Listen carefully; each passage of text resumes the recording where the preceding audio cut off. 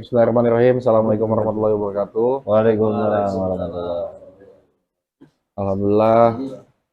Allahumma sholli ala sayyidina Muhammad wa ala sayyidina Muhammad. Amma ba'du. Sing kula hormati Ustadz Fatul Mubin, Gus Mubin.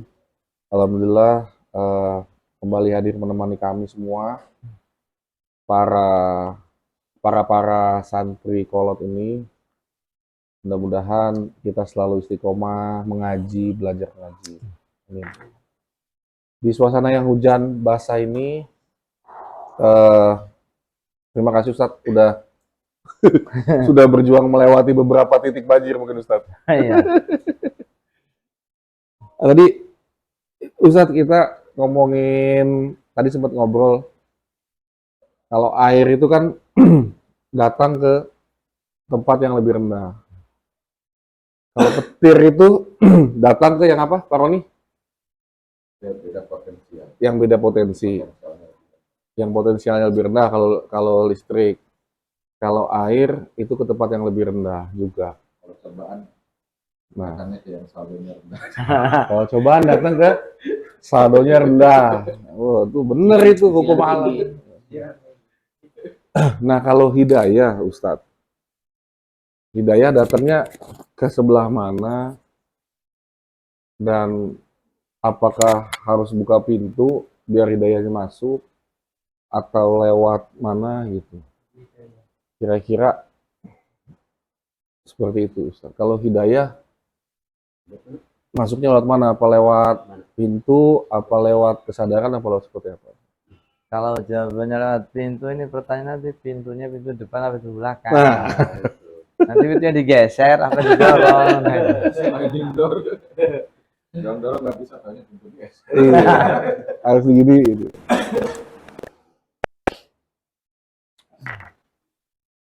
Artinya kepasrahan total dalam menerima kebaikan itu penuh. Dalam arti keimanannya sedang penuh, Pak. Jadi menerimanya itu sekaligus. Tidak pakai syarat, tidak pakai ketentuan berlaku. Makanya kenapa kalau faktor hidayah itu kan sebenarnya kalau untuk orang Islam yang nisbatnya adalah kita, itu dengan keislaman itu sendiri mereka itu sudah mendapatkan petunjuk bahwasanya dengan persaksian dirinya tidak ada Tuhan selain Allah dan Nabi Muhammad utusan Allah, itu dengan sendirinya dia itu sudah mendapatkan petunjuk, Pak. Petunjuk berupa keselamatan dari kesulitan kelak di hari akhir kan itu. Adapun lika-likunya, Pak, seperti yang pernah disampaikan itu, gunung kudaki, lautan kuseberangi, hujan berteduh, Pak. Nggak berani menerjang bakal hujan itu, Pak. Jadi yang berat itu bukan masalah gunungnya tinggi, ya kan, lautannya dalam, bukan perkara hujannya terlalu lebat, Pak. Tapi karena mental kitanya nggak berani kan gitu loh, Pak.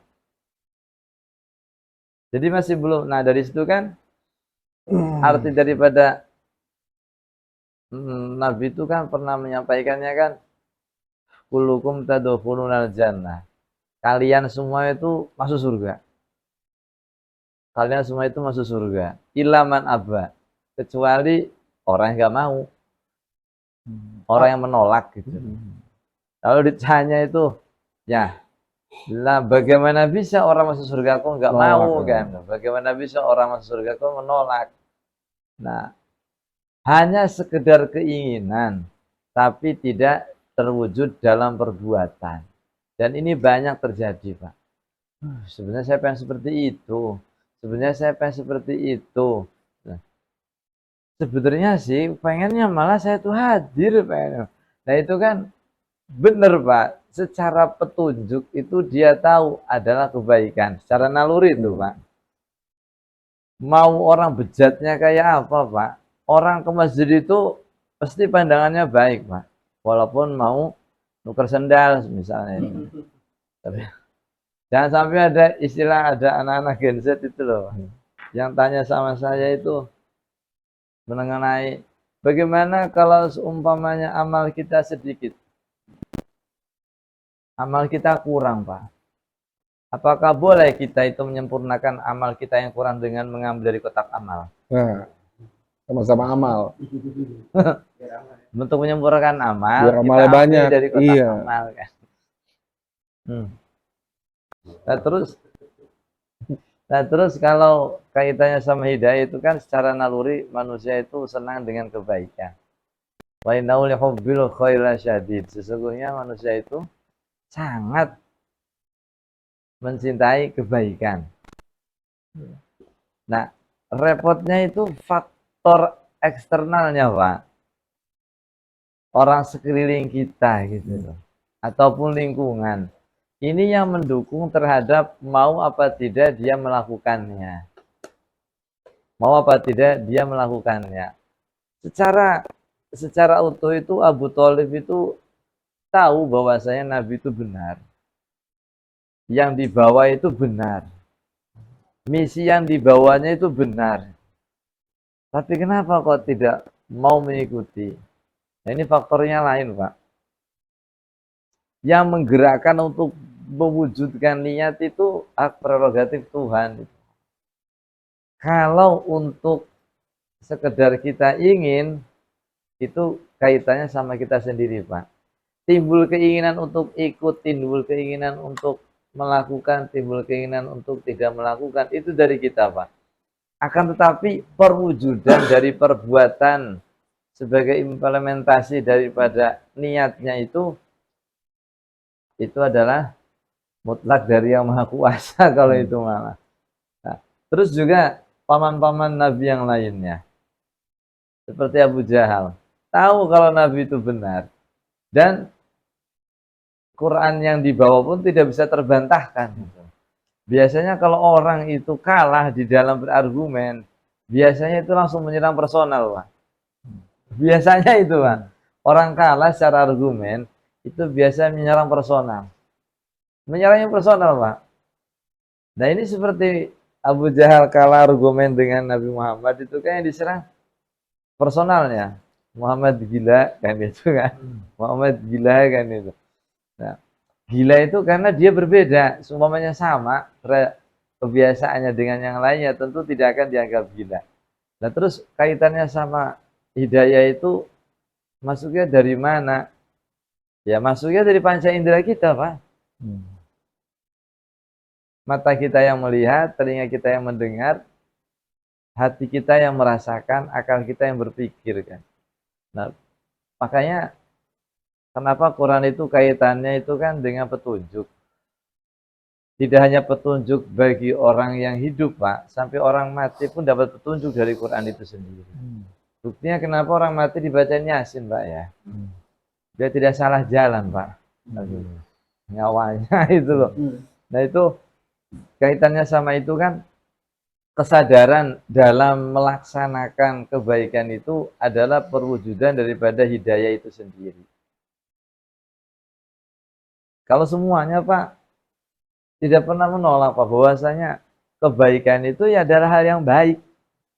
Tidak ada yang menolaknya itu, Pak. Bahkan, walaupun dengan cara yang salah, kita mengatakan bahwasanya kebaikan itu tetap kebaikan, Pak. Ini adalah kebaikan dengan menurut pandangan yang salah. Tapi kalau melihat hakikatnya kebaikan adalah hal yang baik. Ada maling, Pak. Maling. Dicontohkan seperti itu. Keluar dari rumah, ngelihat orang tak dikenal, lagi ngoprek-ngoprek motor, Pak. Dideketin, Pak. Pak, kenapa Pak motornya? Kesulitan nyalainnya. Ini saya bantu, Pak. Nggak taunya itu maling, Pak. Saya bantu, Pak. Bantu mempermudah perbuatan untuk hal yang sulit. Bantu perbuatan yang sulit agar menjadi mudah, Pak. secara konteksnya maling itu tetap maling, Pak. Tapi konteks menolong itu nggak salah, Pak. Lah bang saya niatnya nolong kok, nggak salah dong. Katanya intinya nggak tahu yang di apa, yang ditolong itu maling, Pak. Tentu dia tidak mau disalahkan. Saya itu niatnya nolong kok. Saya kira itu, Oh iya. saya kira itu adalah Yang punya motor motor. dia kan, katanya motor orang lain kan. Dan saya yang namanya katanya saling tolong menolong ya kan. Nah, secara konteks tolong menolong itu adalah kebaikan, Pak. Walaupun keadaan yang menjadikan itu hal yang buruk. Ya kan apa namanya?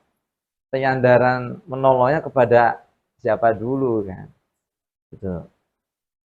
Kalau sandarannya adalah hal yang buruk, maka menolongnya itu menjadi buruk. Tapi kalau hakikat daripada menolong sendiri adalah hal yang baik. Dengan tanpa melihat faktor yang lainnya. Faktor menolongnya saja, Pak. Itu hal yang baik, Pak. Menolong menghabiskan makanan, Pak. Makanan temannya, Pak. Ya kan? Ada orang tahlilan. Gitu loh kan. Pada dia bentar lagi mau cukuran, Pak. Nah, kita habiskan Pak berkatnya, Pak. Tujuannya apa? Menolong menghabiskan makanan biar jangan mubazir. Padahal udah punya tentengan nih satu-satu, tapi masih ada. Masih ada, Pak. Masih ada. Masukin lagi aja. Masukin lagi aja. Tujuannya itu saya menolong agar tuan rumah tidak kerepotan membagi-bagi makanannya lagi. Langsung Gitu. aja. Langsung aja. Tanpa digeragi pun sudah habis duluan. Itu nggak usah izin lagi kayaknya, langsung aja. Karena niatnya baik. Gitu. Saya kan niatnya nolong, Pak.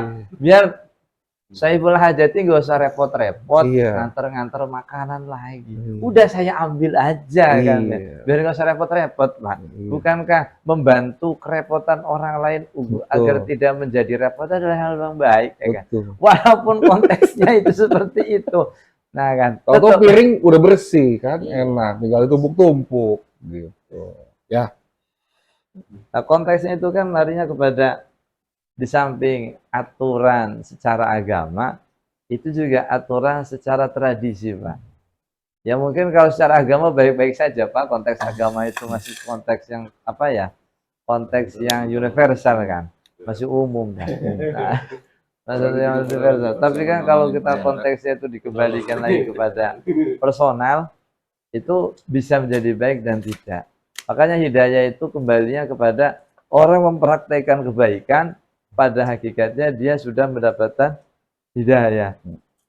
Hidayah itu ketika dia mau melakukan kebaikan yang dia ketahui bahwasanya itu adalah baik. Betul.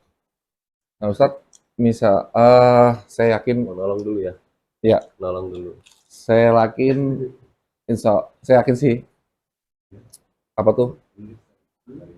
Allah ada di keseharian kita lewat doa. Gitu. Hanya yang tadi saya tertarik sama konsepnya Ustadz bahwa hidayah itu ada yang eceran, ada yang cicilan, ada yang grosiran, ada yang menyeluruh gitu, ada yang kontan gitu. Nah, kalau saya nggak tahu kalau teman-teman gitu ya. Kalau saya sering kali mentok atau terhambat kalau saya dari kemalasan diri sendiri gitu. Sehingga kadang mengambil fasilitas-fasilitas mungkin secara hukum fikihnya dicari mudahnya, dicari entengnya gitu, Ustaz. Misalnya saya ingat kalau belum 3 hari itu masih musafir gitu, ke rumah mertua nih. Pas di hari ketiga sholat Jumat, terus saya malas sholat Jumat gitu. Terus saya bilang, "Mah, saya masih musafir." Gitu. Habis itu diomelin si Ustaz gitu. Nah, habis itu dohornya juga dikosor juga. Jadi kalau kita tahu hukumnya gitu ya, tapi kemudian memanfaatkan fasilitas-fasilitas yang sebenarnya kita udah selama seminggu atau 2 minggu bakal di situ. Tapi karena 3 hari musafir itu akhirnya memanfaatkannya seperti itu. Itu terhadap hidayah itu bagaimana, Ustaz? Apa akal-akalan kemalasan saja atau gimana?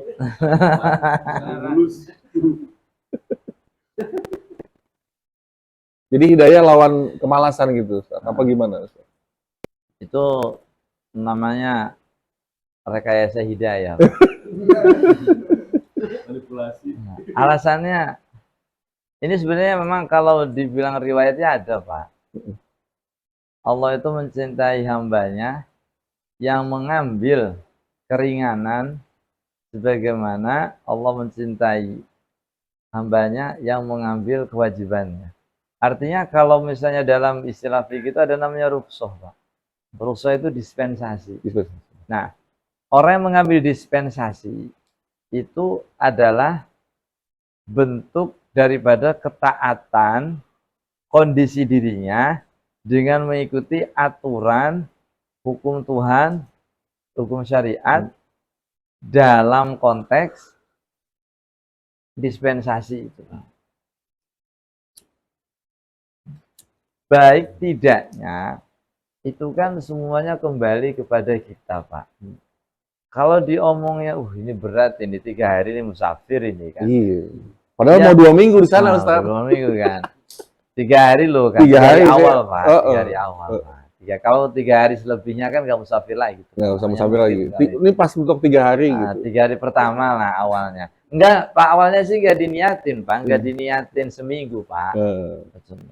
Nanti aja lah kalau udah 3 hari lewat tuh baru diniatin. Sudah diniatin. Nanti kalau 3 hari mah jangan diniatin dulu netep, Pak. Iya, Gitu iya. kan. Udah hampir mau mutasi mobil. Mutasi Bekasi. Diniatinnya itu kan nanti aja lah gitu kan. Nah, keringanan tersebut kan mungkin kalau bagi kita itu adalah hal yang bahasanya aji mumpung ya, Pak. Ya? Aji mumpung bener, Aji Ustaz. mumpung. Aji Kan? mumpung. Kapan lagi kan itu? Iya. Nah, bagaimana seperti itu? Nah, ini larinya kepada kesadaran rohani, Pak. Kesadaran rohani. Seperti inikah kualitas pendekatan saya kepada Tuhan? Gitu nanti kan. Mungkin kalau memang akalnya itu bermain dengan hatinya, Iya. dikolaborasikan, Pak ya. Itu tentu pada akhirnya akalnya itu akan tunduk dengan hatinya. Yang dia itu merasakan seperti inikah cara pendekatan saya kepada Tuhan. Nah, dalam hal ini kan bab ibadah, Pak. Ibadah itu kan yang dicari itu kan kedekatan personal, Pak. Kedekatan personal loh ini, Pak. Antara hamba dengan Tuhannya. Kalau saya memakai cara model seperti ini, kira-kira saya ini hamba cap apa kan gitu loh kan. Nanti kan tinjauan kan seperti itu. Model hamba model apa kayak gini ini kan. Iya.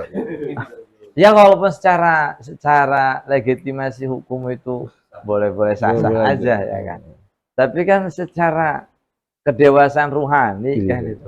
Model seperti apa kayak seperti ini tuh kan. Hamba model seperti apa saya ini kan seperti itu. Tentu hatinya itu mesti akan menolak, Pak. Nah, hatinya betul. Tapi kan nafsunya kan bermain di situ. Kapan lagi kan bisa seperti ini kan. Nah, makanya ketika ada hukum yang baik, sama-sama baik loh, Pak. Sama-sama baik itu ya, saya mengambil dispensasi ini juga karena menuruti syariat, saya mengambil hukum normal. Hukum normal juga ini juga ada syariatnya kan. Jadi sama-sama agama memerintahkan untuk mengambil dispensasi sebagai status saya musafir. Agama juga memberikan hukum normal karena memang saya akan menetap beberapa hari ke depan. Nah, dua-duanya itu saling berkaitan, Pak. Lalu dari situ mana yang diambil? Nah, sama-sama baiknya, Pak. Mengambil hukum dispensasi baik, mengambil hukum normal baik gitu, Pak. Nah, hidayah itu nanti kalau dua-duanya baik, ini hidayah itu kembali kepada yang terbaik, yang paling baik. Yang paling baik. Kira-kira Allah senangnya lebih senang sama yang mana? Yang mana? Gitu kan. Menantu yang unik. Hah? Menantu yang unik. Menantu yang unik saya. Iya. Nah kan kalau hidayah kan baik, buruk. Berarti dapat hidayahnya dia mengerjakan yang baik. Baik sama baik, berarti dia mengambil yang terbaik gitu. Kalau sama-sama terbaiknya, dia akan mengambil yang lebih baik lagi. Jadi faktor apa namanya, faktor sama-sama berkualitas. Mungkin yang diambil itu kuantitasnya, Pak. Kalau dua-duanya berkualitas, maka yang diambil Yang itu lebih banyak. kuantitasnya. Kalau yang satu reject, yang satu high quality, yang diambil itu high quality, Pak. Sama-sama high quality, berarti yang diambil itu kuantitasnya, Pak. Jumlahnya. Minimal harusnya saya ambil waktu itu minimal lebih pamor, lebih bagus di mata mertua sebenarnya gitu Ustaz ya. Oh, iya, Pak. Kalau saya ngambil rukso, nantinya dikiranya Dikiranya ini main-main. mantunya kok malas-malasan amat ya. Iya. Dan gitu loh kan. Jadi bisa jadi bisa jadi rapot merah kayak gitu, Iya, Pak. iya. Bisa jadi nilai plus Pak Guru. Kenapa tuh? Mantu saya ini ternyata berbuat seperti ini mungkin karena ngaji. Tahu. Wih, paham dia, paham. Paham. Paham. Enggak sih Ustadz ngomong saya, bisa-bisa kamu aja, dia ngomongnya gitu Ustadz. Jadi nggak paham sebenarnya. Bisa-bisa kamu aja katanya. Jadi kan kalau untuk hidayah itu kan kalau buruk dengan yang baik, maka hidayah itu adalah ambil yang baik. Sama-sama baik, Ambil yang maka ambilnya itu yang terbaik. Sama-sama terbaik, maka ambilnya itu yang kuantitasnya lebih banyak. Yang satu tahajud, pilih mana? Oh, tahajudnya itu berarti Yang lebih banyak rakaatnya. sama-sama tarawihnya nih, Pak. Yang satu 11, yang satu 23. Sama-sama, Pak. Berarti yang diambil itu kuantitasnya kayak gitu, Pak. Gimana Pak? Kalau ini gimana? Mau? Iya. Sama.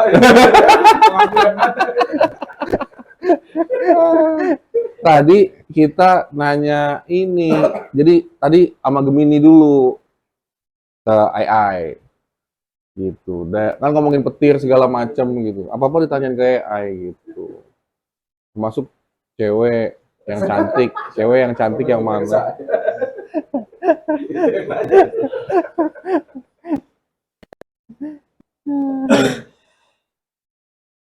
Kalau dulu saya sama mertua lain begitu. Waktu masih calon mertua tuh saya kalau ngapel biasanya jam 5 sore, nggak malam gitu kan. Orang mah biasa tanggung maghrib apa. Saya sengaja datang ke jam 5 sore. Biar maghrib. Jadi pas adzan Pak maaf ini sore di mana? Ini menantu. Iya. Calon mantu. Ya. Pas sudah nikah gimana?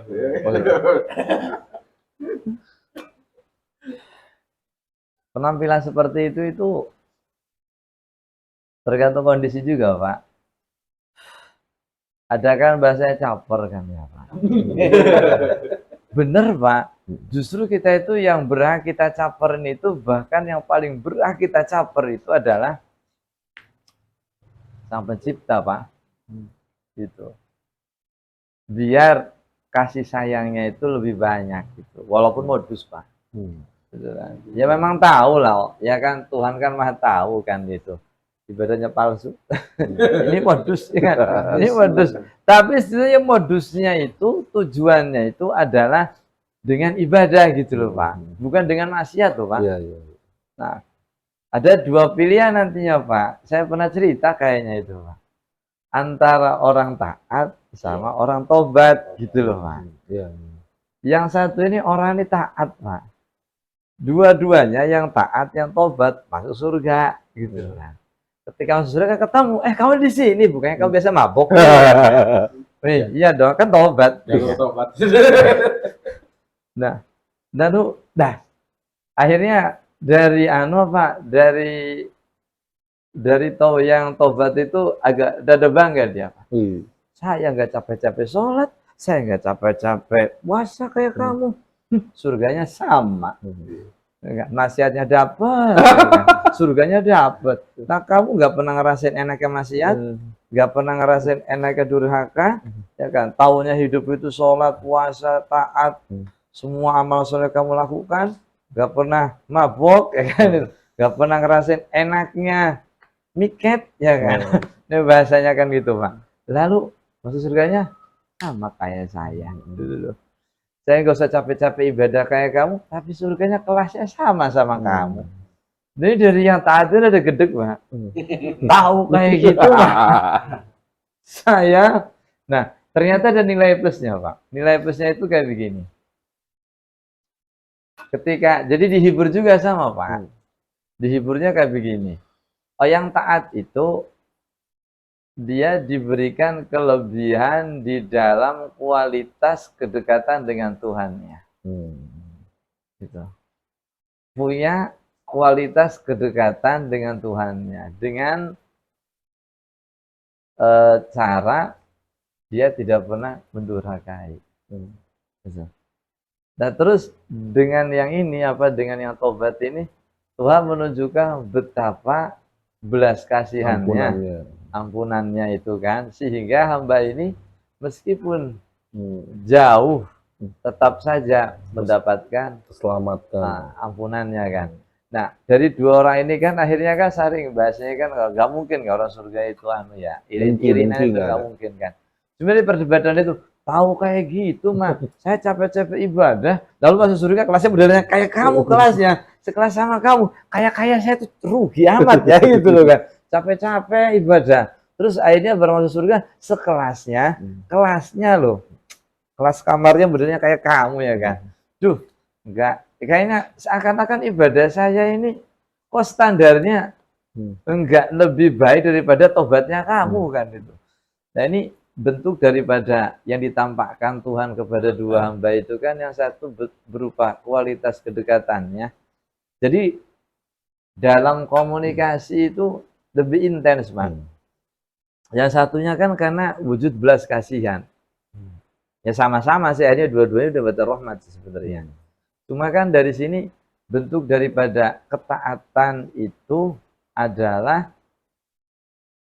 dia tidak melakukan pelanggaran. Sebaik-baiknya orang yang salah itu adalah mereka yang mau berubah menjadi lebih baik kan itu. Nanti lebih baik lagi kan itu. Nah, ada menuju ke sananya, Pak. Nah, ini kan menunjukkan dari situ Tuhan itu menunjukkan bahwasanya manusia itu ibadahnya itu enggak ada yang sempurna. Semuanya kan palsu, Pak. Makanya kan kami bilang itu waktu awal itu justru yang paling keren itu, yang paling keren caper itu adalah sama Sang Pencipta. Walaupun pengaduannya kalau malam capernya itu karena cicilan sudah jatuh tempo kan. Urusannya kayak begitu, Pak. Nah, ibadah kita kan butuh elat, Pak, butuh alasan, Pak. Salat tahajud tujuannya agar masalahnya tuntas, urusannya beres ini dan seterusnya. Dan jabatan. Salat duha dan itu kan, Pak. Itu kan. Nanti puncaknya ketika orang itu intens di dalam ibadahnya dengan kontinu istiqomahnya, akhirnya ibadah itu tak butuh alasan. Pertama kita itu ibadah itu butuh alasan semuanya, Pak. Kenapa saya harus ngaji? Kenapa saya harus sholat malam? Kenapa saya harus puasa? Kenapa harus sholat 5 waktu? Kenapa harus berjamaah? Kenapa harus dan seterusnya? Itu kan butuh alasan gitu loh, Pak. Sehingga ini yang menggerakkan hati kita untuk menjalankannya karena ada alasan. Nah, puncaknya ibadah itu adalah tanpa ada alasan. Sebagaimana Tuhan menciptakan kita itu tidak ada alasan. Katanya ilal yang budun, untuk beribadah. Nah, makhlukul jinna wal insa illa budun ya kan. Tuhan itu aku tidak menciptakan jin dan manusia kecuali untuk menyembahku. Yang namanya ubudiyah itu adalah apa? Bukan alasan Tuhan untuk menciptakan. Jadi seakan-akan kalau itu alasannya Tuhan itu menciptakan manusia agar menyembahku, seakan-akan Tuhan itu butuh disembah. Gitu kan. Itu bukan alasan, Pak, tapi sebagai pernyataan, tapi bukan alasan. Hanya sekedar pernyataan dari Tuhan bahwa saya menciptakan makhluk itu tujuannya untuk ibadah, dan Tuhan sendiri sebenarnya bukan beralasan menciptakan itu untuk ibadah. Betul. Hanya pernyataan saja. Biar jelas ya kondisi kenapa kita ada di sini gitu. Kira-kira Guru, yang jadi bahan gibahan si taat apa si taubat ya? Yang jadi apa? Yang jadi bahan gibah di surga nanti si taat apa si taubat ya? Jadi bahan gibah. Nah ini, Pak, saya samping angan kayak gini. Kira-kira, Pak, di surga itu ada podcast enggak? Gitu. Ya. Kebiasaan kayak gini ngonten ya kan. Iya, Ya. iya, iya. Misalnya juga ngonten. Masalahnya bukan masalah sih ya. Selamanya kita di sana Ustadz gitu ya. Maksudnya kan ngopi udah gitu ya. Cem-ceman sama istri udah gitu, ngapain lagi kan gitu. Itu kan yang awal itu kan caper itu paling terbaik itu caper dengan Sang Pencipta, Pak. Itu. Walaupun memang capernya itu ibadahnya modus, Pak. Nah, makanya kan jangan pernah membatasi rahmatnya Allah kan itu. Ini bentuk dari sebenarnya berangkatnya itu kalimat tersebut berangkatnya adalah dari kejadian Nabi Musa yang sisi manusiawinya keluar ketika menghadapi Korun itu. Korun kan ditenggelamkan kan, ditenggelamkan Harta-hartanya. beserta harta dan semua kekayaannya kan. Itu sebenarnya ketika ditenggelamkan itu riwayatnya itu sampai setengah badan itu minta tolong. Minta tolongan. Udah, saya berubah kan. Tapi karena berangkat dari kejengkelan, jengkel itu manusiawi loh, Pak. Nah, ya meskipun Nabi Musa itu sifatnya nabi, tapi kan nggak pernah lekang daripada sisi manusiawinya. Jengkel, Pak. Wes pokoknya emang nggak ada alasan, habisin ya. Sampai tinggal sedada, sampai seleher, sampai kepala, sampai habis kan. Dari situ kan Allah itu bahasanya apa ya? Negur gitu. Kamu sama Korun siapa yang nyiptain? Engkau. Lalu yang memberikan hidup siapa? Engkau. Yang memberikan ampunan siapa? Engkau. Lah, dia itu sudah minta maaf sama kamu, ya kan? Tapi kok nggak kamu kasih maaf kan itu kan? Tak tunggu loh kan bahasanya kan. Tapi ternyata ya namanya sisi manusiawi, Pak. Manusianya gini dan seterusnya. Nah, dari situ kan jangan pernah membatasi rahmatnya Allah kepada hambanya dengan cara seperti itu, dengan cara ya, tapi emang sisi manusia sering kita timbul seperti itu, Pak ya. Tuman, sire. Tuman ya sama, Pak. Kalau pemutakin nanti kan lewat ini, lewat Lebak Kayang, berhubung hujan pakai mobil, nah kan, berhubung pakai mobil kan ya nggak kehujanan, Pak. Lah mereka naik motor itu, Pak. Jalan Ringkal banjir, Pak, ceritanya. Berhubung buru-buru tuh ya.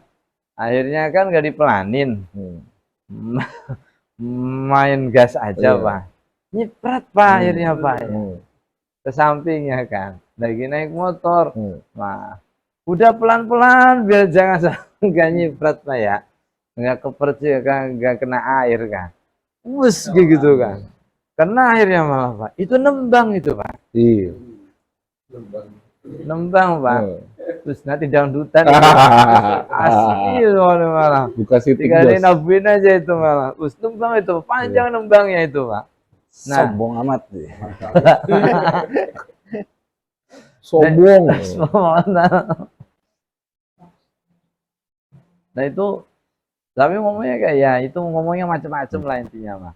Nah, jangan sampai membatasi rahmatnya Allah itu adalah bentuk daripada kita jangan pernah melihat kejelekan seseorang itu adalah hal yang jelek itu. Tidak jelek sepenuhnya. Ya mungkin karena tidak tahu kan itu. Atau bisa jadi, nah untuk bisa memaklumi seperti itu kan berat, Pak. Iya. Berat, Pak. Itu orang nggak pernah ke musola, padahal rumahnya dekat sama musola, tapi nggak pernah ke musola kan itu. Itu digerebengin juga sama Pak sama DKM, Pak. Sudah jarang jamaah, ketika ada iuran nggak pernah ikut kan ya. Ditagihnya susah kan. Ketika ada kerja bakti nggak pernah nongol ya kan. Tetanggaan sama musola tapi nggak pernah. Nah, itu kan diuring-uringin juga kan itu. Nah, bentuk daripada rahmatnya Allah itu kan kita tidak membatasi kebaikan. Mungkin dalam bentuk lain. Bentuk rahmatnya dia ya mungkin dengan keluarganya, tidak dengan tetangganya. Ya kan? Mungkin dengan keluarganya saja bentuk kasih sayangnya. bentuk empatinya, Hmm. mungkin hanya keluarganya saja, tidak dengan tetangganya. Gitu. Bisa juga sama keluarganya enggak, cuma sekedar sama anak-anaknya. Itu pun masih ada, Pak. Tetap ada alasan kasih sayang di situ, Pak. Ya, itu lagi-lagi kan kalau apa namanya, kalau bentuk hidayah itu kan sampai diomonginnya hak prerogatif dari sang pencipta itu.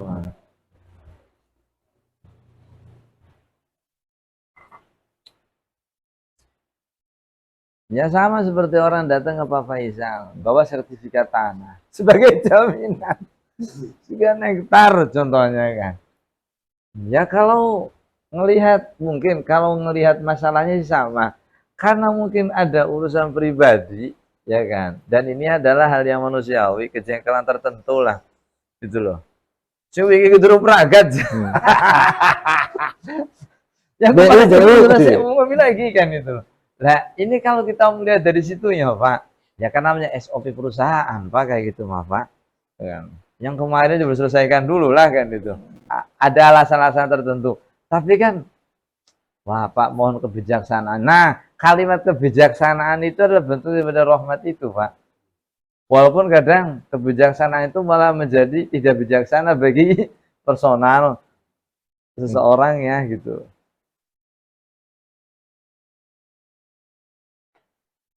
Jadi maksudnya Pak Guru tuh kepengennya ada apa hidayah-hidayah yang lebih nyata gitu. Enggak sih, apa, Lagi cari hidayah. Di Indosiar itu.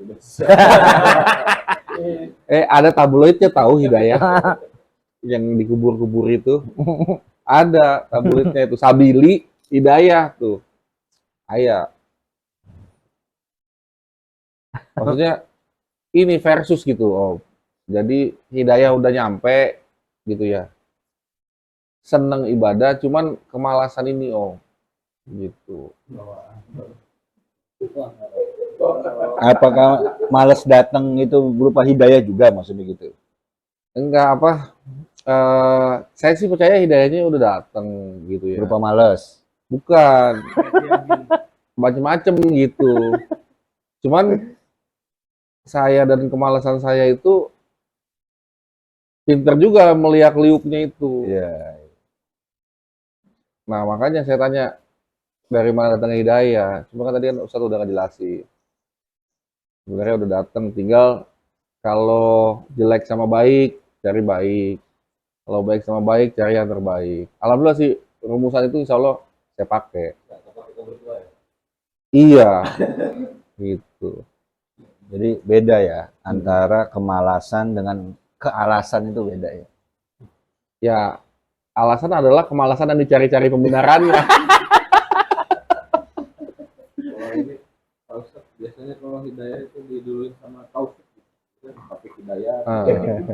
Wabillahi taufik wal hidayah. Ya, bener. Wassalamualaikum warahmatullahi wabarakatuh. Selesai Pak itu. Kalau taufik itu artinya gimana? Itu jadi iya benar Pak. Ini unik juga ini. Taufik itu kalau istilahnya itu, kalau istilah taufik itu khalqul quwwati ta'ati fil abdi kan.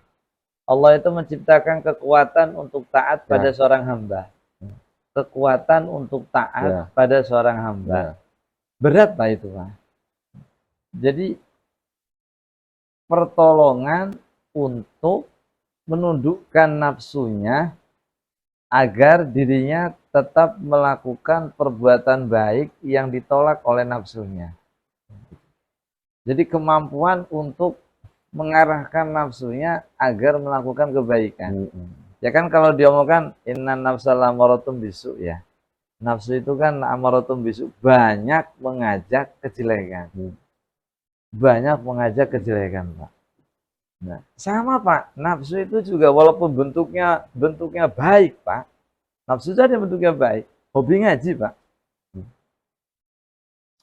Hobi ngaji, Pak. Ini kalau ngajinya itu berdasarkan nafsu ini efeknya buruk, Pak. Contohnya seperti ini. Ketika seorang itu sering mengikuti pengajian, saking bernafsunya dengan ngaji, Pak, seakan-akan dia saja yang paling bisa ngaji, Pak. Jadi melihat orang lain itu yang nggak ngaji itu, kamu itu nggak seberapa dibanding saya. Kurang alim, kurang solih, kan ya. Kurang solih lah, kurang ini, kurang. Dia menganggap dirinya saja yang baik, kan. Nah, itu kan landasannya nafsu sih, kayak gitu malah. Makanya apapun hal yang dihinggapi oleh nafsu, itu semuanya menjadi buruk. Apapun, bahkan bentuknya ibadah sekalipun kalau sudah dihinggapi oleh nafsu, itu jadinya buruk, Pak. Jadinya buruk gitu loh kan. Bisa jadi efek negatifnya itu adalah untuk fisiknya. Bisa jadi efek negatif itu sama rohaninya. Bentuk dari fisiknya ya lelah, itu kan. Dia tidak merasakan manisnya ibadah, tidak merasakan nikmatnya ibadah, hanya sekedar ajojing ya Pak, senam aerobik aja gitu loh Pak, sholat dan seterusnya kan. Rutinitas yang melelahkan secara fisik Pak, tapi kering spiritual gitu. Nah, ada juga secara rohaninya. Secara rohani jadi seperti nanti ya Pak. Dia nanti akan menuntut kepada Tuhannya. Ya Allah, saya sudah sholat, Saya sudah setoran. sudah setoran, Sekian. sudah bangun malam, sudah puasa, sudah. Lah kok saya masih begini-begini aja? Seakan-akan Tuhan itu bandar togel gitu kan. Saya itu sudah masang segini, dia dapatnya lebih kan, bahasanya kan. Jadi dagang. Jadi dagang Ustaz. Nah iya kan seperti itu. Kesannya itu seperti bandar togel kayak begini mana itu. Saya sudah masuk segini, ibadahnya seharusnya itu ya saya dikasih lebih dong. Nah, berarti kan dia ibadahnya itu hanya sekedar kelelahan fisik yang tidak berbuah baik secara spiritual. Itu kan udah berlandaskan dengan nafsu, Pak. Yang bagus nafsu itu ketika dihinggapi ya, Pak. Ada satu yang kalau dihinggapi nafsu malah jadinya malah bagus, Pak. Jadinya baik, Pak. Tapi selain itu jadinya buruk. Sama istri, Pak. Istri itu harus berlandaskan nafsu, Pak. Kalau kita nyium anak itu bentuk sebagai rahmah, Pak. Tapi kalau nyium istri itu bentuknya syahwat, Pak. Gitu. Justru bahasa kasarnya istri itu jadi pelampiasan nafsu. Iya. Ya benar, Pak. Emang tempatnya. Nah, emang tempatnya itu. Justru disitulah anunya baiknya, Pak. Nah, nyambung nih. Katanya udah selesai Bapak perempuan. Iya. Masih. Saya alhamdulillahnya kalau itu saya levelnya udah tinggi. Oh. Level eksploitasi dan ekstensifikasi, intimidasi, utilisasi, memanfaatkan. Jadi 14 tahun menikah itu Ustadz, rasanya masih seperti bulan madu aja. Jadi masih jungkir balik, bukan cuma 69 Ustadz, 99, 88, 121, 212. Itu masih alhamdulillah. Jadi itu, bagus itu Ustaz ya? Iya, kalau untuk hal itu, kalau dihinggapi nafsu, malah bagus Pak. Iya. Selain itu, ini kan memang pernah ditanya kan sama Nabi. Apakah sesuatu yang dihinggapi syahwat dan nafsu itu buruk? Buruk, kecuali dengan jalan yang benar. Siapa? Ya istri kamu. Kan. Memang benar, akadnya itu adalah berupa ibadah. Ya kan? Tapi masa iya zafaf itu malam pertamanya juga nggak pakai nafsu kan gitu kan? Ya kudu pakai nafsu itu nanti lemah syahwat Pak. Nah, kalau lemah syahwat nanti ya ditansil ya.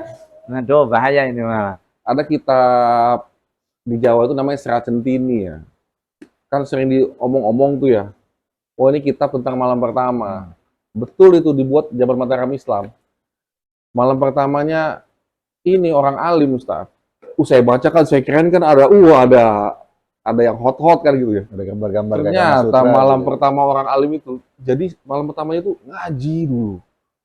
Jadi doa, saya bilang, ini mah ngaji, sholat dulu. Saya bilang, hah, ini mah kalau malam pertama Buang-buang waktu saya bilang. Jadi saya tutup lagi itu, baru setengah baca. Wah ini mah orang, Nggak tuntas berarti. ya iya, maksudnya, ya Allah saya bilang. Lagi, Ujungnya udah tinggal berduaan gitu kan, ngaji dulu, sholat dulu. Waduh, nggak bisa saya kayak.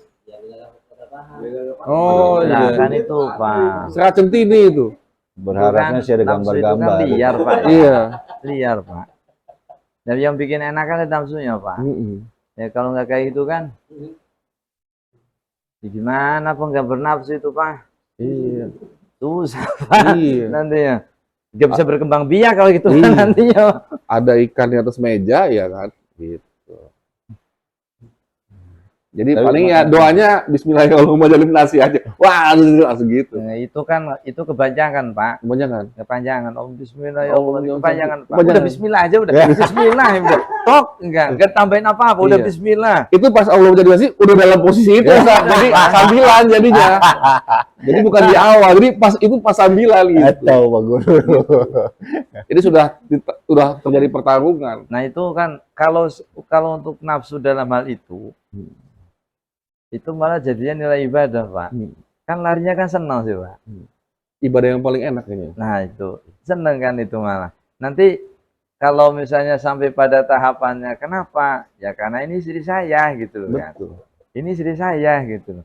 Walaupun memang kalau ada yang mengatakan, eksploitasi wanita dan seterusnya.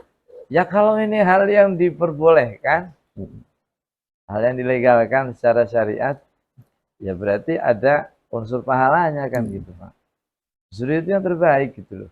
Nah, tapi kalau sudah yang lainnya, Pak, dia nggak bisa menafsu, bahaya, Pak. Nafsu berjamaah. Nanti yang meningkat, Pak. Nafsu pengen jadi imam.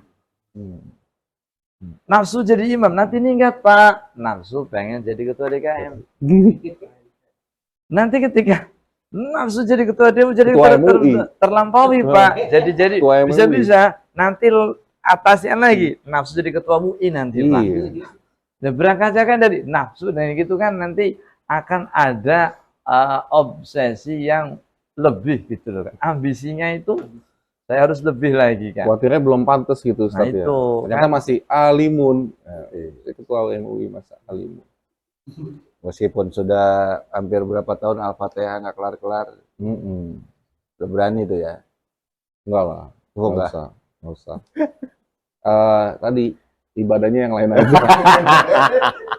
Ibadahnya yang lain aja. Kasih makan kucing gitu aja, Pak. Itu kan kalau itu ada lagi kan. Kalau di dalam ya, Pak, di dalam dunia pesantren itu hal-hal yang vulgar itu memang ada kitabnya gitu, Pak. Walaupun kontroversial ya. Ini untuk kalangan kami gitu kan.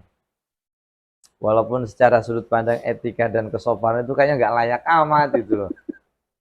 Loh, emangnya main di ranjang itu pakai sopan-sopanan?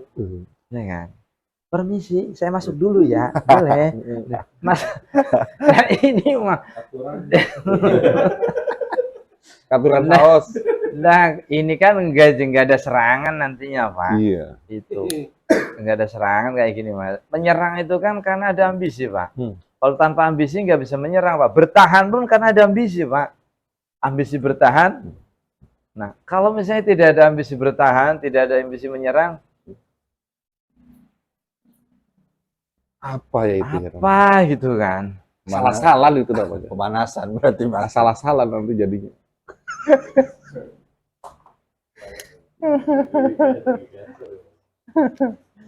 Pak Guru Itu- semakin deras semakin gacor ini. Nah, itu kan kalau bab ya, Pak ya, bab hidayah gitu loh. Karena terus hidayahnya nanti tapi nanti ada yang ini, Pak. Sampai saya pernah lihat ya, yang dilala pernah nikahin LKMD gitu loh. Lamar Karim Meteng Dimin jadi Oh, ambil di luar nikah kan itu. LKMD. Nah, itu kecelakaan yang tidak diinginkan tapi terwujud gitu. Padahal kerjasama kedua belah pihak. Ini wali nikahnya siapa ini gitu. Dan udahlah nikahin aja udah Pak. Udah selesai Pak. Saya lihat cowoknya, wah, lah ke kasep-kasepnya amat ya. Kerjanya apa kamu? Kok wani-wani metengi kan itu loh. Kerjanya apa kamu? Nah, saya interogasi dulu kan laki-lakinya kan. Terus resep Pak, resep pengen tua boki kan. Ini wis pokoknya wis gimana lagi ya kan? Waduh. Lah ya ditaboki wis metu kan wis premen maneh kan. Tapi dari ini kamu tuh kenapa kok kayak gitu kan? Saya khilaf Pak, lah khilaf itu sebelum terjadi. Nah, sebelum itu sudah terjadi, nah bukan khilaf itu malah. Lalu pas saya lihat ya perempuan, ini ngelihat laki-lakinya Pak. Kasep juga enggak. Saya tanya, kerja apa kamu? Saya kuli bangunan lagi kan. Kuli bagian mandornya, apa bagian kenek, apa bagian kulinya? Saya bagian kan udah kenek lagi Pak kan. Gajinya kecil kayak begini malah. Nah terus saya tanya lagi sama yang perempuannya, kamu tuh bisa tertarik model kayak begini tuh yang dilihat apanya? Ganteng aja enggak kan? Apa barangnya gede itunya? Enggak, wis pokoknya intinya mah lupa lah gitu loh Pak. Ya terjadi seperti itu. Ya udahlah nikahnya sah aja gitu. Lalu kemudian melahirkan. Ketika melahirkan syukuran Pak. Saya lihat bayinya. Hebat Pak bayinya Pak. Kasep Pak. Iki ngaduke preman gitu. Saya sampai bilang, apa ya? Saya menemui anak zina itu, naudzubillah min dzalik Pak ya. Anak zina itu saya menemui 4, itu semuanya itu high quality Pak. Sehat, montok, bersih gitu Pak. Kok bisa ya? Ini yang sudah pakai niat, pakai bismillah, jadinya ya apa adanya. Tapi kok ngelihat anu ya Pak, ngelihat orang tuanya kan, bapak ibunya. Ya biasa-biasa, tapi kok bisa mendapatkan anak yang seperti ini? Kalaupun tidak kelebihan secara fisiknya, artinya ya secara fisik biasa-biasa aja Pak. Kecerdasannya beda Pak. Apa ya ini kan? Saya sampai pikir kayak begitu, apa ini kan? Ternyata memang benar Pak. Nabi itu sampai ngomong, ini mah kaitannya kayak gini. Jika engkau melihat perempuan, engkau melihat perempuan lain, lalu kemudian syahwat, itu di tafsir hadisnya kan. Nah, maka segera datangi pulang istri keluargamu, istri kamu kan. Segera datangi istri kamu. Karena hakikatnya itu sama itu ya sama. Sama-sama perempuannya kan gitu loh kan. Sama-sama perempuannya kan itu. Nah, artinya ketika syahwat itu ternyata justru menjadi daya tahan, daya dorong juga itu lebih baik dan bisa menjadikan bibit yang berkualitas. Anak zina itu nggak ada yang cacat Pak, bikinnya semangat ya. Iya bikinnya semangat. Kan jangan asal-asalan Bet. Semangat Pak. Jangan seadanya. Diada-adain pokoknya diada-adain. Bukan gini Pak, bukan hanya sekedar menuntaskan kewajiban, tapi juga menuntaskan nafsu birahi gitu Pak. Ya sama Pak, bahasanya kan ini mah nggak menyamakan antara manusia dengan kuda Pak. Kuda itu kalau misalnya lagi ngemesin kawin, dikawin-kawinin Pak, nggak jadi Pak. Ketika kuda itu sudah birahi Pak, nggak usah dipegangin Pak, ngejar sendiri Pak. Itu langsung jadi Pak. Perasaan sekali pakai langsung jadi. Itu loh kan. Manusia pirang-pirang nganggo kan. Berkali-kali pakai nggak jadi-jadi. Pejuang 2 strip Pak. 2 garis itu Pak. Itu nggak jadi-jadi. Apa kurang syahwat apa bagaimana kan? Nah, itu wallahu alam kalau ke situnya Mas. Dan ternyata emang benar. Makanya kenapa kan di dalam syariat itu menikah itu tidak dianjurkan dalam keluarga dekat, masih jauh gitu loh. Karena tujuannya untuk membangkitkan syahwat Pak. Kalau keluarga dekat mungkin tahu kecilnya gitu ya, tahu jeleknya, tahu belene kan. Tahu umbelannya, ingusan. Tahu lah. Nah, gitu lah. Enggak sih. Nih, borong muda nih kan. Rasanya kan. Apalagi pas itu mukanya mirip Mamang gitu. Mukanya mirip Mamang. Itu apa namanya di dalam kontes seperti itu kan. Mirip Mamang. Mamang gitu. Mamang gitu dikerudungin. Walaupun namanya kan gak boleh ada hubungan dekat Pak. Hubungan dekat itu seperti sepupu Pak. Anaknya paman, anaknya bibi kan itu kan. Ya kan ini sepupuan kan sudah Pak, sudah halal dinikah, udah masuknya bukan mahram Pak. Anak-anaknya paman, anak-anaknya bibi, anak-anaknya uang. Kedua kan. belah pihak ya. Nah, jadi bahasanya kan tunggal kakek kan itu, ada yang tunggal buyut kan itu. Itu tidak dianjurkan yang memiliki kerabat dekat. Kerabat dekat ternyata efeknya itu ya syahwatnya berkurang gitu. Itu fakta itu Ustaz. Fakta itu. Makanya kenapa kok bakal anaknya gering-geringan, ya kan bengek kan. Oh ya bikinnya gak semangat. Ya. Ternyata berakibat seperti itu, Pak. Apa emang benar? Ternyata dorongan syahwat itu bisa memberikan kekuatan ekstra untuk bakal janin yang akan dilahirkan, Pak. Kan menjaga syahwat itu dengan pasangan, Pak. Nah, tujuannya nikah itu kan tidak hanya sekedar menenangkan, mendapatkan keturunan, Pak. Tidak hanya itu, tapi juga bisa menjaga syahwat dengan benar. Sehingga syahwat itu tetap disalurkan dengan jalan yang halal gitu, Pak. Suatu yang halal kan gitu. Nah, makanya dalam konteks seperti ini Nabi itu malah memakruhkan ya. Tidak dianjurkan, walaupun memang boleh, tapi tidak dianjurkan itu menikah dengan perempuan yang masih ada sanak kerabat dekat. Apalagi masih kecil nih apa? Pernah main bareng kan itu. Teman main waktu kecil kan. Udah tahu lah gimana kan gitu. Nah, ya kalau udah kadang demen gimana Pak? Ya beda lagi kalau situ malah kan larinya. Cuma biasanya ini malah. Kenapa untuk menjaga syahwat itu tetap bergelora bahasanya apa?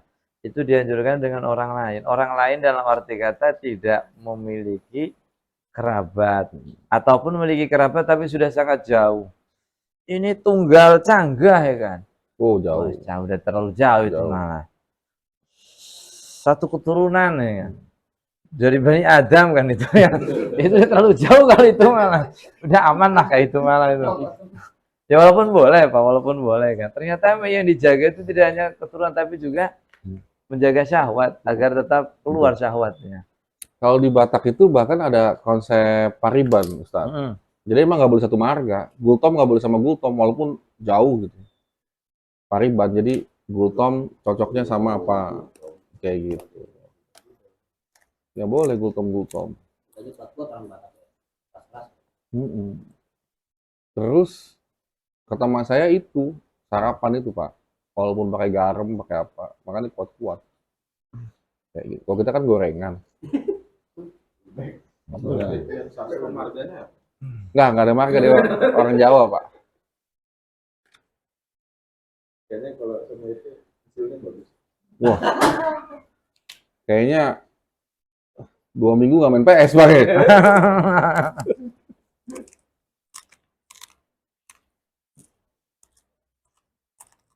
Gimana teman-teman? Ada yang mau diobrolin? Jadi punya nafsu itu juga bentuk hidayah, gitu. Nabi Rong itu, nafsu birahi merongrong itu salah satu sigma kuadrat dari hidayah, gitu. Gede tenaga. Justru dari dorongan nafsu itu timbul hidayah itu banyak Pak. Iya. Nafsu yang menimbulkan hidayah itu banyak Pak.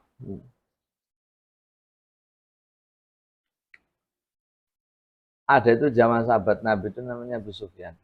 Abu Sufyan. Bernafsu ingin membunuh Nabi. Sayyidina Umar aja bernafsu ingin membunuh Nabi. Iya, betul. Pokoknya mah jangankan lihat orangnya, dengar namanya aja sudah Benci ya. benci kan. Nafsunya tuh pengen ngebunuh udah pokoknya malah. Gak ada yang lain, keinginan hidupnya tuh ya pengen bunuh Nabi Muhammad udah. Saking bernafsu pengen bunuh Nabi Muhammad malah jadi iman kan. Jadi benci sama sayang bisa jadi tipis juga Ustaz. Bisa, Pak. Benci. Tergantung saldo sebenarnya, Pak. Ais. Iya, Pak. Itu kan konteks dari Pak Roni kan tergantung saldo itu. Pak. Iya benar. Tapi emang kalau udah cuma tinggal 21.000 di rekening memang udah nggak tertolong Bukan kayak. hidayah, itu cobaan. Udah nggak tertolong gitu Pak. Saldo sama jumlah pin, gedean jumlah pin udah nggak tertolong.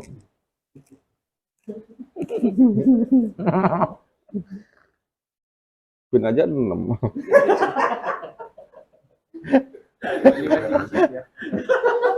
Pin aja 6 digit. Ih, udah jauh lah. 21.000. 5 pinnya. Kalah sama pinnya.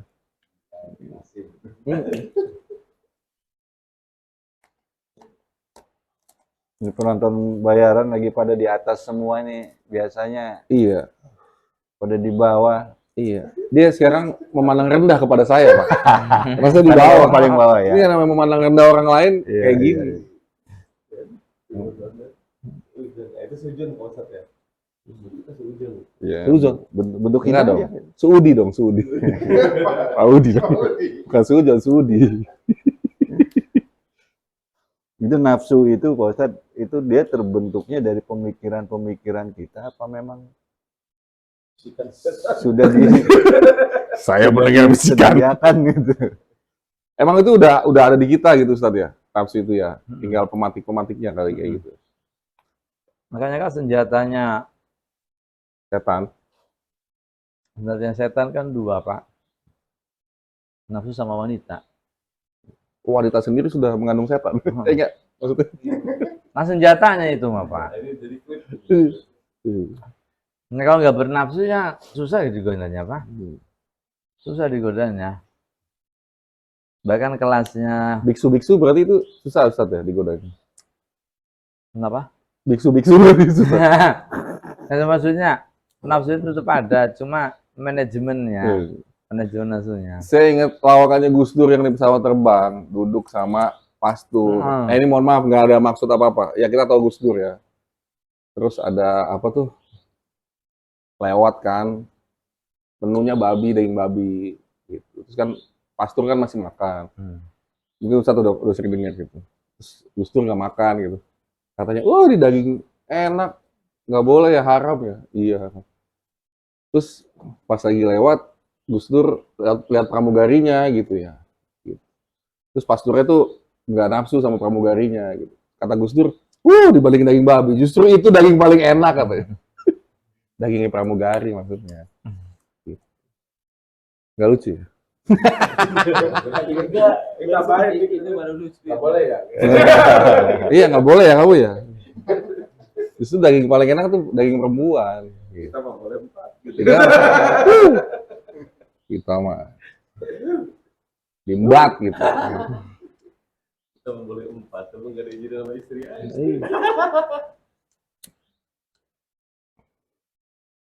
Ustadz, ini pikir lagi maaf nih kajian. Masih sholat dan jamaah Ustadz. Dari Cilegon, dari Cibubur, udah niat mau ke Cilegon. Cuma lewat Rawamangun dulu, karena ada kegiatan. Kan itu Jadi sholat zuhurnya di jamaah, di pasar, di pondok ya. nggak kodo kan? Maaf, ini nggak ada kodo di sini Pak konsepnya. Guru ini dari tadi dia sih coba cheating gimana enaknya. Iya. Kan belum tahu boleh. Iya, dong. iya. Berarti Nanti kalau kemarin sudah nggak tahu nggak masalah. bisa, Pak. Ya makanya. Makanya udah nggak usah tahu, Pak. Nggak usah tahu. Jangan Pak, nanti saya hidup dalam kegalauan. Iya. Dari Cibubur mau ke Cilegon, kan jarak sama seperti biasa, udah cukup. Terus rencananya mau ke Rawamangun dulu. Terus ternyata pas di Kota Tua, ada yang ketinggalan itu Ustaz. Balik lagi ke Cibubur. Nah kita berangkat sebelum Dohor ke Kota Tua, ke Rawamangun, tapi abis itu balik lagi ke sana. Nah kita masih boleh jamaah atau di Cibuburnya tetap harus sholat apa bagaimana gitu Ustaz? Balik lagi ke tempat awal, padahal kita niat pergi pulang gitu. Itu apakah masih boleh jamaah apa enggak Nggak Ustaz? jadi jamak itu Pak. Oh nggak jadi jamaah Nggak Ustaz? jadi jamak. Karena udah balik lagi. Nggak jadi. Karena Oh, begini tapi Pak. habis dari Cibubur balik lagi ke Cilegon gitu. Iya. Heeh. Jadi bahasanya tujuannya kan kembali kepada tempat mukim, Pak. Kembali kepada tempat mukim. Kembali tempat, kan biasanya kan ada tempat tujuan, ada tempat mukim, Pak. Iya betul. Katakan pada saat itu tempat mukimnya itu Pak Guru itu di Cibubur ya. Iya. Di tempat mukimnya. Walaupun bukan rumah saya. Lalu tujuannya di Cilegon. Heeh. Kalau misalnya kembali ke tempat mukim, itu sholatnya nggak jadi dijamak. Oh, Hukum musafirnya menjadi hilang, Pak. Karena Hmm. kembali ke tempat mukim. Hmm. Atau sampai ke tempat tujuan. Mm-mm. Berarti Cilegonnya. Sama, Pak. Jamaknya juga menjadi hilang lagi, Pak. Nah, yang jamaknya tetap itu kalau masih di tengah jalan, Pak. Hmm. Tengah jalan. Ya, bahasanya kan ada tempat memulai perjalanan, ada tempat tujuan perjalanan. Nah, kalau seperti Pak Guru itu kan Kelupaan. nah, tempat bermulai perjalanan. Betul. Berarti start lagi kayak gitu, Secara Pak. ini. Start awal lagi kan, nggak dihitung. Jadi perjalanan yang dilakukan nggak dihitung sebagai jamak. Tapi Dore udah lewat Ustaz. Dore udah lewat jadi jamaah takhir ke asar gitu. Itu gimana Ustaz? Harusnya nggak boleh Ustaz ya. Nggak apa-apa. Tapi Nggak apa-apa. Dore udah lewat. Iya. Nggak apa-apa. Iya. Nggak apa-apa kalau itu mah. Jadi di dasar bahasanya Pak itu di tengah jalan, Ketawa di sendiri. tengah jalannya, Pak, di tengah Eh. jalannya. Itu kan dia memang sudah meniati Mau untuk pulang. mengakhirkan Iya.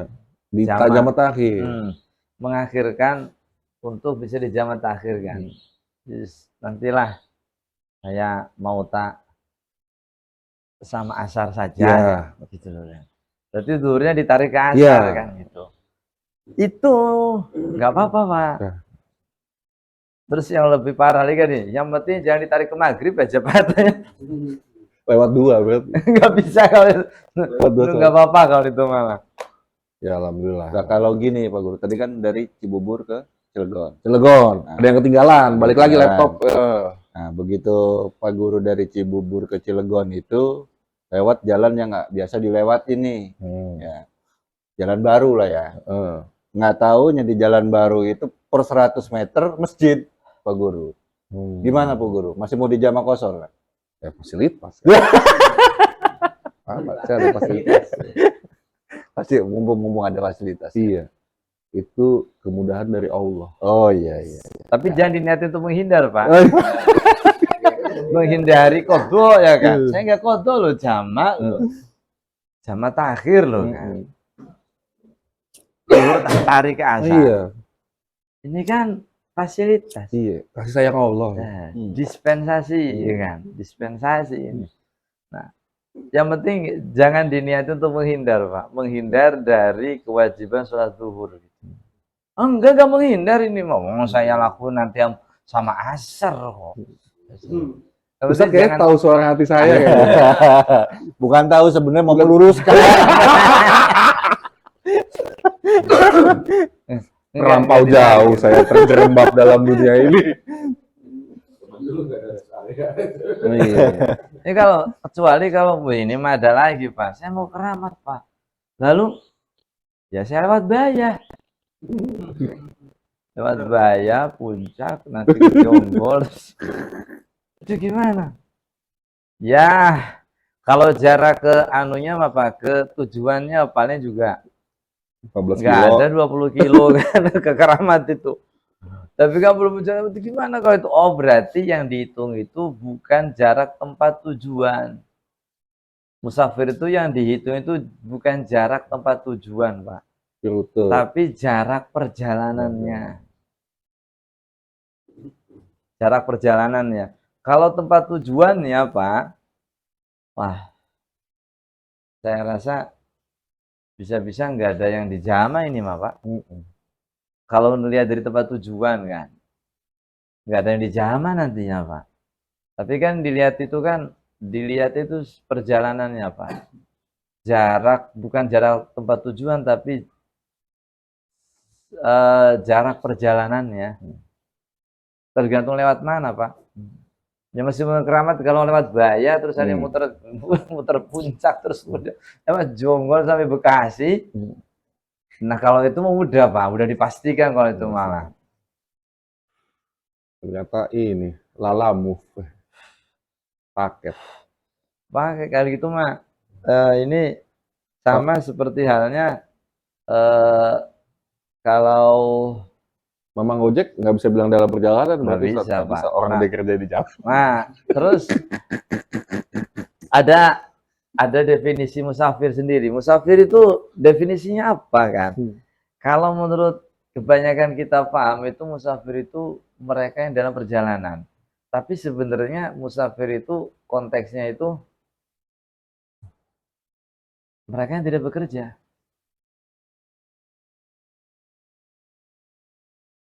Mereka yang tidak bekerja. Oleh karena musafir itu adalah konteksnya adalah orang yang tidak bekerja, Karena dia meninggalkan sawah, meninggalkan itu. maka otomatis dia itu bisa mendapatkan zakat.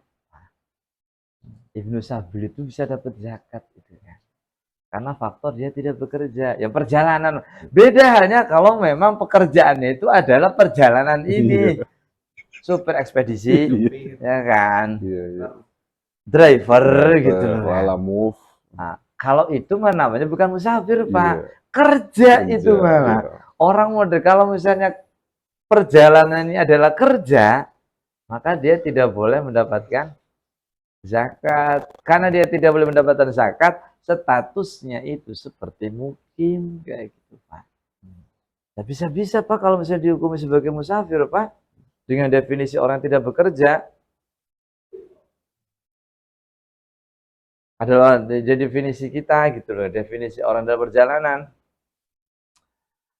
Sepanjang hidupnya itu supir bis malam itu Pak, jamaah kosor terus Pak sepanjang hidupnya. Sampai pensiun Pak, jamaah kosor terus Pak. Ya masa sih dispensasi seumur hidup Pak. Nah dispensasinya ada batas waktunya Pak dispensasi. Dispensasi itu ada batas waktunya kan itu. Kalau dispensasi sambil bertahun-tahun, nggak ada Pak dispensasi bertahun-tahun itu. Makanya kenapa definisi musafir itu orang yang tidak bekerja.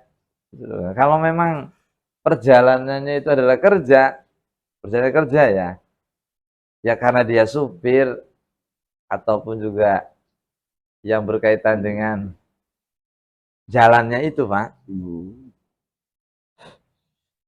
itu malah dia tidak dikatakan Pak, dia tidak dikatakan musafir karena kerjanya itu adalah jalan itu Pak. Apalagi kalau Mas Kiri, saya masih dalam menempuh perjalanan mencari kebenaran. Nggak bisa itu Mas. Tapi ada lagi yang kayak begini Pak. Ya namanya juga perjalanan hidup. Ya itu udah bisa Mas Giri. Ya kalau perjalanan hidup ya udah kosor terus sampai ajal gitu. Ya nggak bisa. Namanya perjalanan hidup ya. Kalau perjalanan hidup ya sampai ajal Pak kayak gitu malah. Ya kapan selesainya ini dispensasinya? Nah ini kan namanya kan kalau bisa dikatakan rekayasa hukum Pak. Rekayasa hukum. Jadi kesannya itu seperti menghindar dari hukum wajibnya, gitu Pak. Nah, kalau memang dia tidak, yang penting kalau hukum wajib itu jangan ada niatan untuk menghindari. Nah itu tuh. Gitu loh. Jangan ada niatan seperti kalau kasus seperti tadi itu sampai di Cibubur. Nah, berangkat dari Cibubur sampai Kota Tua. Ingatannya ketika balik lagi. Tujuannya itu jangan untuk menghindari biar sholat zuhur ini saya bisa lakukan di asar.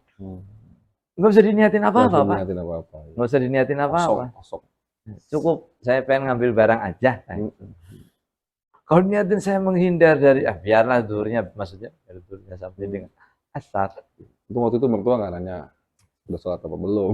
Apalagi zaman kosornya itu dilakukan di Cibubur, Pak. Ini apa? Minta. Kira-kira Mas Giri, Mas Giri gimana? Jangan main Kira-kira. HP aja kamu. Pak Guru tuh dengan caranya tuh kira-kira dapat hidayah apa itu kira-kira? Dengan caranya Pak Guru yang tadi. Apa Asia Hidayah? Oh, Mas Giri nggak pernah memanfaatkan fasilitas itu atau gimana? Saya memanfaatkan dengan baik. Dengan baik. Dengan baik dan benar. Ya, mudah-mudahan benar. Iya. Kalau Pak Giri jelas Pak, Hmm. dia sekali pulang perjalanan jauh. Ke Purwokerto ya? Purbalingga. Oh, Purbalingga. Padahal ke sana mau ganti knalpot doang, Pak. Iya. Nggak percaya dia sama Serang gitu, nggak percaya dia. Sama Serang, sama Teluk Naga, itu dia nggak percaya. Dia harus ke sana, Purbalingga. Tapi listrik ada, aspal jalan ada. Oh, ada ya. Ada di peta. Alhamdulillah Purbalingga. Oh iya, alhamdulillah. Inilah. Alhamdulillah. Oh ya alhamdulillah kalau udah ada listrik. Oh kalau udah ada listrik udah ada aspal udah alhamdulillah. Jadi nggak harus naik delman. Aduh, terima kasih Ustadz sudah dibimbing ke galauan ini. Mudah-mudahan kalau ke saya sih banyak yang bisa diambil, mudah-mudahan teman-teman juga bisa banyak yang diambil. Oh iya pasti. Terutama jangan contoh saya. Mungkin itu aja dari kami. Mudah-mudahan aman di Cibeber dari banjir, Serang, Cilegon aman dari banjir dan seluruh Indonesia aman dari banjir.